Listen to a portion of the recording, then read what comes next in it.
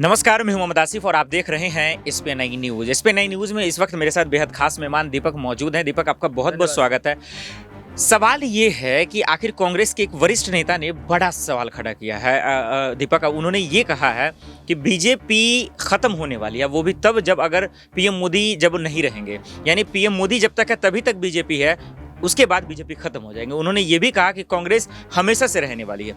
अब वो भी ऐसे वक्त में दीपक सवाल आया है जब कांग्रेस के अंदर ही फूट मचा हुआ, धमाल मचा हुआ, उनकी खुद पार्टी संभाली नहीं जा रही है, लेकिन वो मोदी जी पे हमला बोल रहे हैं। इसको पहले किस तरह से आप देख रहे हैं कि क्या वाकई में मोदी चेहरा की वजह से ही बीजेपी बचा हुआ है या बीजेपी पे कोई काम कर रहा है? दीपक, सबसे पहले बीजेपी की बात करें तो सबसे जो मोदी लहर थी वही देखने को मिली थी, लेकिन एक अमित शाह की जो कह सकते रणनीतियाँ रहती है उसके आगे हर पार्टी इसमें फेल नजर आ रही है।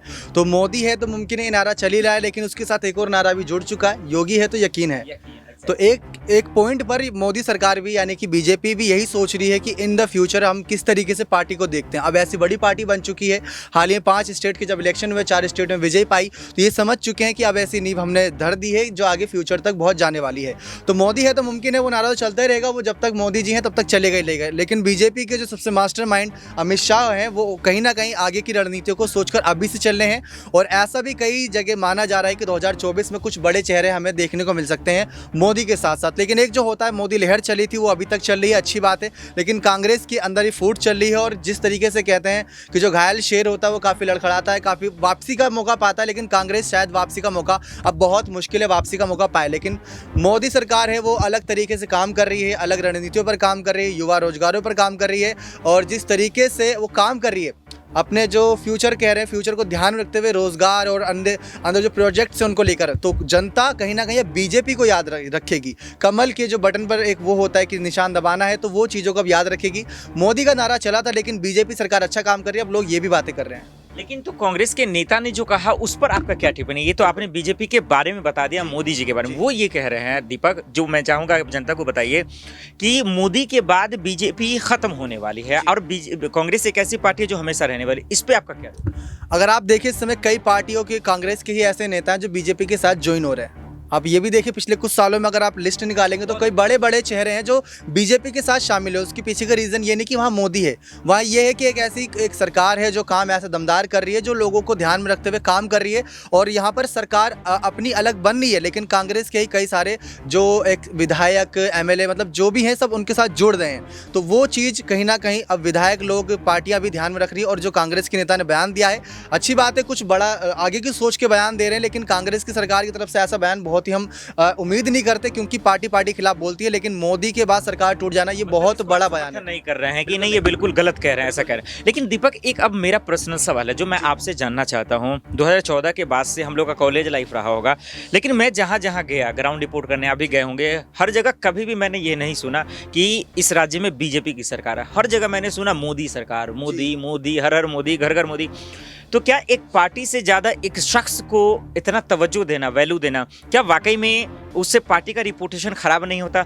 बाकी क्योंकि बीजेपी को बनाने वाले और भी बहुत सारे लोग रहे हैं, अडवाणी जी रहे हैं, बहुत सारे लोग रहे हैं, तो आखिर ऐसा क्यों आ गया है कि बीजेपी का लहर कम है, मोदी जी का ज़्यादा है, एक नाम का ज़्यादा प्रचार हो रहा है, ऐसा क्यों? अगर आप देखिए बड़ी से बड़ी कंपनियां या कोई बड़ा अगर ब्रांड वैल्यू बनता है तो किसी नाम की वजह से बनता है, तो वही ब्रांड की जरूरत पड़ती है। तो मोदी इस समय एक ऐसा ब्रांड है जो बीजेपी पार्टी को चला रहा है। हो सकता है इन फ्यूचर अगर बीजेपी से मोदी अगर हटते हैं या कुछ होता है, या बीजेपी से मोदी नहीं रहते हैं इन द फ्यूचर, तो नुकसान उनको भी होगा, लेकिन एकदम से भारी गिरावट नहीं होगी। एक समय ऐसा था जब गांधी परिवार की वजह से कांग्रेस सरकार थी, तो जैसे जैसे गांधी परिवार टूटता गया, अब भी काफ़ी कोशिश में लगे हुए हैं। तो उनकी कोशिश ये है कि वो आगे पार्टी को फिर से बनाए, लेकिन अब उनको भी बड़े चेहरे की जरूरत है। तो बड़ा चेहरा चाहिए होता है। तो मोदी के बाद हो सकता है कि अभी से योगी या फिर कोई बड़े चेहरे को आगे पुश करना शुरू कर दे और 2024 के इलेक्शन के लिए कोई ऐसा बड़ा चेहरा उतार दे जो जनता ने शायद उम्मीद ना की हो, लेकिन मोदी का उनको सपोर्ट रहे। फिर धीरे धीरे किसी और की बागडोर में, जैसे अगर आप एक क्रिकेट टीम की बात लें, जैसे महेंद्र सिंह धोनी थे, वहां से फिर विराट कोहली आ गया, तो सपोर्ट हमेशा किसी ना किसी बड़े चेहरे का रहता है। तो उसी के दम पर वो पार्टी चलती है। और तो कहीं ना कहीं अमित शाह के मन में भी ये मन होगा,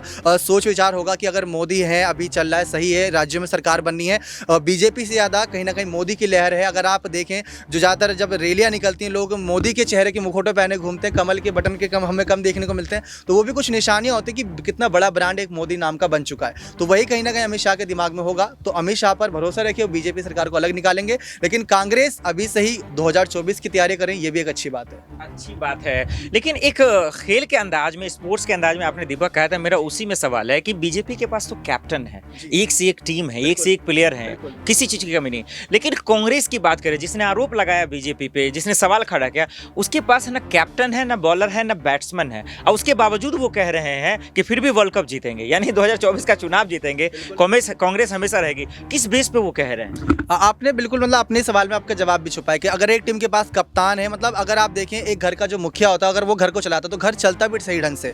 अगर सब अपनी मनमर्जी करते हैं तो ये फूट पड़ती है, और वो अलग अलग दिशा में अगर भागोगे, अगर एक साथ घोड़े का अगर रथ एक साथ चल रहा, अगर वही सातों घोड़े अलग अलग भागेंगे तो वो रथ सही जगह पर नहीं पहुंच पाएगा। तो जरूरत वहां पड़ती है जहां पर एक कप्तान कप्तानी करे और कोच अपनी भूमिका को सही से अदा करे, तो उसका रिजल्ट आपको जीत के रूप में मिलता है, जो समय बीजेपी सरकार के साथ है। और अगर आप गांधी परिवार के देखें, सोनिया गांधी के लग रहा है, प्रियंका गांधी के लग रहा है, राहुल गांधी के लग रहा है, उनको लेकर विचारों जो लोगों के मन में अलग राय है, तो उन सबको समेट कर एक अलग से ब्रांड वैल्यू, उनको भी एक बड़ा चेहरा बनाना होगा। ये नहीं कि इस चुनाव में हम राहुल गांधी के साथ हार गए तो अगले प्रियंका गांधी को उतारें।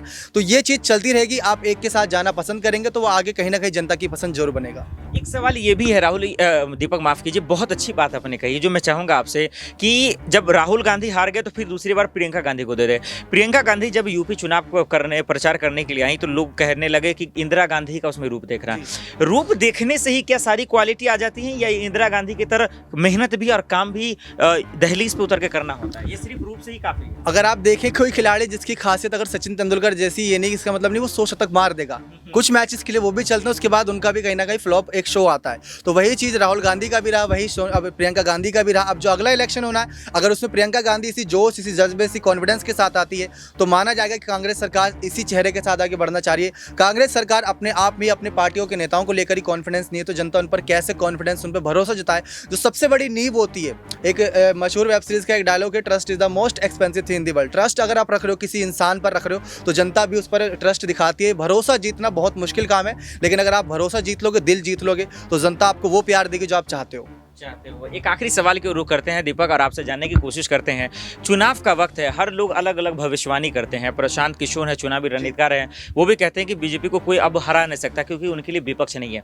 क्या इस गुरूर में या फिर इस भविष्यवाणी में रहने सही है बीजेपी के लिए, या फिर बीजेपी को हराने वाला कोई ना कोई आ जाएगा 2024 तक? अगर आप देखिए, जब देश आज़ाद हुआ था, कांग्रेस सरकार ने जिस तरीके से पूरे देश पर अपना परचम लहराया था, तो कोई उम्मीद नहीं थी कि कांग्रेस इस समय पर इस हालात पर पहुंचेगी। हालात सबके बिगड़ते हैं, बस आपको उस चीज़ का ध्यान रखना है कि जो सरकार कांग्रेस ने गलतियां की थी, वो गलतियां बीजेपी ना करने लगे, वो फूट बीजेपी में ना पड़े, उनके नेता पार्टी छोड़ के ना जाएं, उनके नेता ये ना सोच के रखें कि मोदी का ही क्यों नाम हो रहा है। जैसे आपने आडवाणी का ही नाम लिए, तो उनका भी नाम होना चाहिए। तो उनके नाम के सहारे अगर आगे बढ़ेंगे, सबको सम्मान मिलेगा, सबको कहीं ना कहीं एक, अगर नेता अगर देखा जाए जनता के प्यार का भूखा होता है, सम्मान का भूखा होता है, तो अगर वही उसकी भूख उस पार्टी के अंदर नहीं मिटेगी तो पार्टी तोड़कर जाएगा। पार्टी टूटेगी तो आपका उस कहीं ना कहीं जो जगह होती है, जो चुनाव प्रचार का एक माहौल बनता है, वो भी बिगड़ता नजर आता है। जनता में फूट होती है, पार्टियों में फूट होती है। तो वही चीज़ अब पार्टियां भी सोचनी चाहिए। बीजेपी के नेताओं का ऐसा बयान अभी से कहीं ना कहीं इस ओर इशारा कर रहा है कि मोदी के नाम की ज़्यादा चर्चा की वजह से कहीं अपना नाम ना डुबो दें। सबको अपना नाम कमाना है, हर कोई चाहता है कि अगला मोदी वो बने, तो बीजेपी पार्टी आगे बढ़े। ये अगर बात करें तो ये ज़्यादा अच्छी बात है। मोदी है तो अच्छी बात है कि एक ब्रांड है, लेकिन मोदी के साथ साथ कई और चेहरे भी आगे बढ़ाने चाहिए, जिसका बहुत योगदान है बीजेपी में। दीपक के बातों से यही चीज समझ में आया आखिर में कि जो जनता सरकार बनाती है वो गिराना भी जानती है, इसलिए जो पार्टी है उन्हें होशियार रहना चाहिए और जनता के लिए काम करना चाहिए। बहुत बहुत शुक्रिया दीपक, हमारे साथ जुड़ने के लिए, इन तमाम सवालों का जवाब देने के लिए। फिलहाल इतना ही, बाकी खबरों के लिए देखते हैं SPN न्यूज़। नमस्कार।